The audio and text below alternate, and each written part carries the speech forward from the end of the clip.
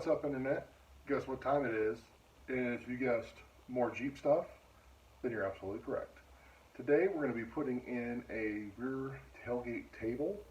It attaches to the rear tailgate and it's a fold down table. There are a million and one options out there. You know, everybody sells them, Rough Country, Terraflex, American Adventure Labs. The one that I went with is from a company called Molle Platform Solutions. I actually heard about them through JK Gears and Gadgets, so shout out to them because he's got an awesome page, him and his wife.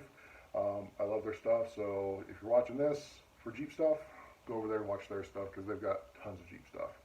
But I'm going to be putting it on my JK to kind of go with how I'm building my truck or Jeep, whatever.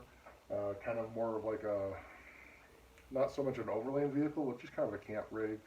Last time I put the light on the rear of the glass, so now I'm going to have a fold down table, and I'll take you over and kind of show you what I've got.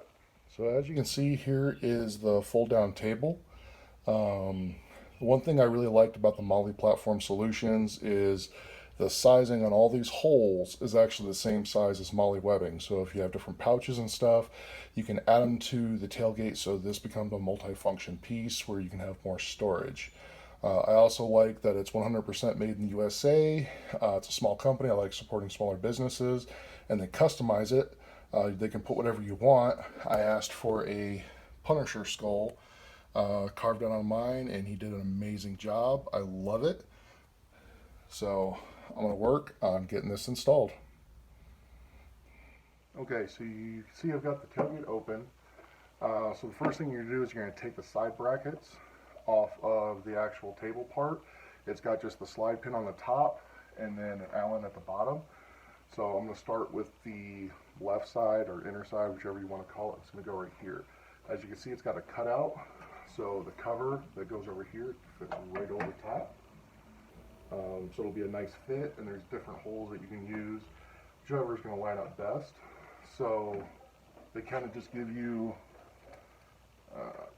self-tapping metal screws. Even though they're self-tapping, I still like to drill a small pilot hole.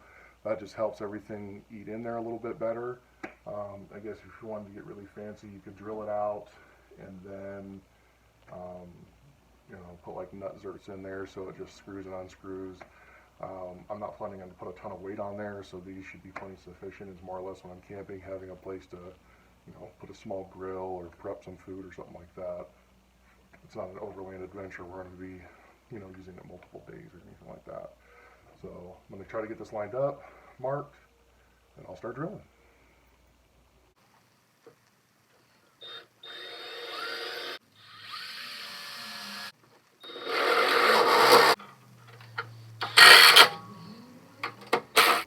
Okay, so with this bracket mounted, it's solid. Like I said, just those two self-tapping screws that go there.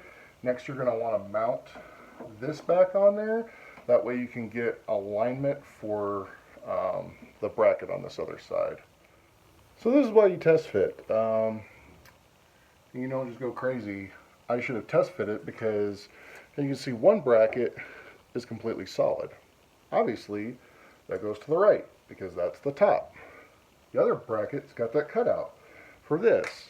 Well, the way I had it, where it was really tight over here, it looked cool, but then this bracket hit there. So this is supposed to go way over there, which makes a lot more sense.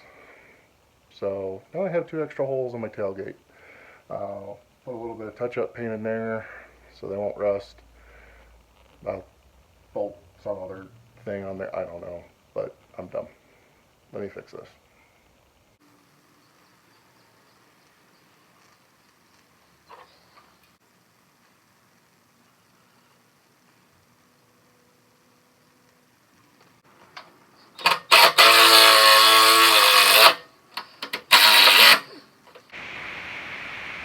Okay, so now that I unscrewed up the thing that I originally screwed up, and I put some more vent holes in my tailgate, time to push this in and measure the other side to get that where it needs to be, and hopefully get it somewhat level.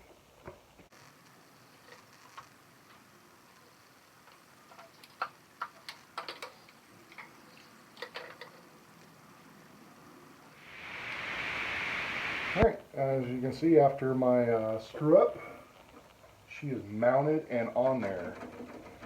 Now it shouldn't rattle. There are rubber isolators right in here by the pins, the bolts.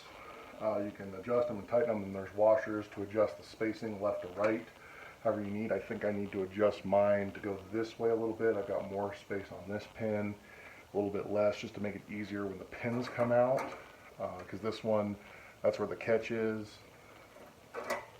and I have to move it back a little bit more, and then it comes down. And now you're thinking, well, that's not very helpful, that's not a table.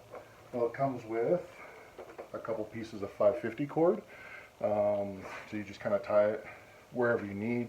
There's multiple holes here, so you can have it come down. You can have really shallow ones, and I know you're thinking 550 cord, that's kind of cheap way to do it. If you've ever been in the military, 550 cord, you can use it for anything and everything.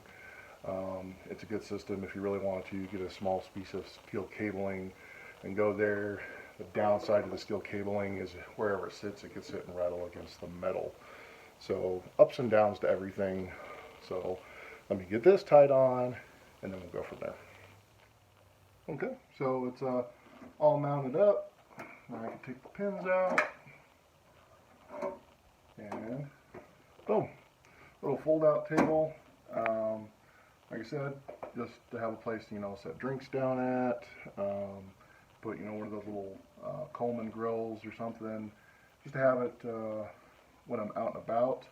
And then I like that it's dual purpose, that I can put some Molle pouches here, so I'll probably put, like a first aid kit, and then just like an admin pouch for like tire deflators and stuff like that.